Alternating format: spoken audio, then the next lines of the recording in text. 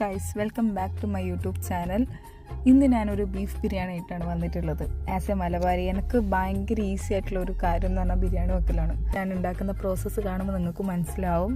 ഇന്ന് ബീഫ് ബിരിയാണിയാണ് കേട്ടോ. അപ്പോൾ ബീഫ് നാട്ടിൽ നിന്ന് ഉണ്ടാകുന്നതായിരുന്നു. ഇതൊക്കെ ഞാൻ അന്നേരം എടുക്കുന്ന വീഡിയോസാണ് കേട്ടോ. നിങ്ങൾ വിചാരിക്കും ഞാൻ ഈ ബീഫ് തീർന്നിട്ടില്ല എന്നാണ്. ക്ഷമിക്ക് വന്നിട്ട് അത്ര ദിവസമായല്ലോ എന്നൊക്കെ അറിയുന്നവർക്കറിയാം. അപ്പോൾ അതുകൊണ്ടല്ല, ഞാൻ അന്നേരം എടുത്തു വെച്ചിട്ടുണ്ടായിരുന്ന വീഡിയോസാണ് കേട്ടോ. ഓക്കെ, അപ്പോൾ നമ്മൾ ഇതാ ഉള്ളി വഴറ്റുന്നു.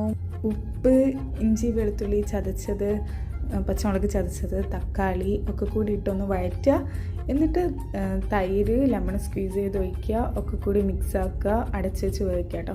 എന്നിട്ട് പിന്നെ പൊടികളായിട്ട് ഗരം മസാലയും കുരുമുളകും മാത്രമേ ആഡ് ചെയ്യുന്നുള്ളൂ. ബീഫ് കൂടി ഇട്ട് നല്ലോണം മിക്സാക്കി അടച്ച് വെച്ച് വിസിൽ വരുന്നവരെ വെയിറ്റ് ചെയ്യുക. ഇത് ഉപ്പ് കുരുമുളക് ഇട്ട് വേവിച്ച് കൊടുത്തയച്ച് ആയതുകൊണ്ട് കുറേ വിസിലൊന്നും അടിക്കണ്ട, എന്നാലും വേവുന്നവരെ വെയിറ്റ് ചെയ്യുക. അയ്യോ, മല്ലിയില ഇടാൻ മറന്നു ഗൈസ്. It's okay. ഒന്നുകൂടി കുക്കർ തുറക്കുക, മല്ലിയില ഇടുക, നല്ലോണം മിക്സ് ചെയ്യുക, അടച്ച് വെക്കുക. അതിൻ്റെ ഇടയിൽ ഞാൻ അരി കഴുകി വെച്ചിട്ടുണ്ട്. മീൻ വൈൽ നെയ്ച്ചോറാക്കാൻ വേണ്ടിയിട്ടുള്ള പ്രിപ്പറേഷൻ സ്റ്റാർട്ട് ചെയ്തിട്ടുണ്ട്. എണ്ണയിലേക്ക് സ്പൈസസ് ഇടുക, ഒണിയൻ ഇടുക, നന്നായി ഫ്രൈ ചെയ്തെടുക്കുക. എന്നിട്ട് ഇന്ന് ഞാൻ അരി കൂടി വറുത്തിട്ടാട്ടോ നെയ്ച്ചോറ് വെക്കണത്. കാരണം രാത്രി ഉണ്ടാക്കുന്നതുകൊണ്ട് കുറച്ച് സമയമുണ്ട്. അപ്പോൾ അരി നല്ലോണം വറുത്ത്, നമ്മൾ മലബാറിൽ അങ്ങനെയാണ് വെക്കുക.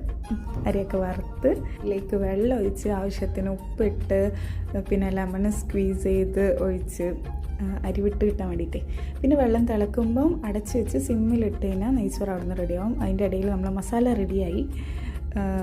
വെന്തോ നോക്കുകയാണ്. നല്ലോണം വെന്തുണ്ട്. അപ്പോൾ ഒരു പീസ് കൂടി എടുത്ത് കഴിക്കുകയാണ് ഗൈസ്. നെയ്ച്ചോറ് റെഡിയായി. പിന്നെ ലെയർ ചെയ്യാം. ലെയർ ചെയ്യുന്ന സമയത്ത് ഇതൊരു കംപ്ലീറ്റ് ബിരിയാണിയാണെന്ന് പറയാൻ പറ്റില്ല. കാരണം ഞാനിതിൽ കാഷ്നട്ടോ കിസ്മിസോ ഫ്രൈഡ് ഓണിയൻസോ ഒന്നും ലെയർ ചെയ്യുമ്പോൾ കൂട്ടണില്ല. നമ്മൾ ഗസ്റ്റ് വരുമ്പോഴാണെങ്കിൽ ഇതൊക്കെ കൂട്ടും.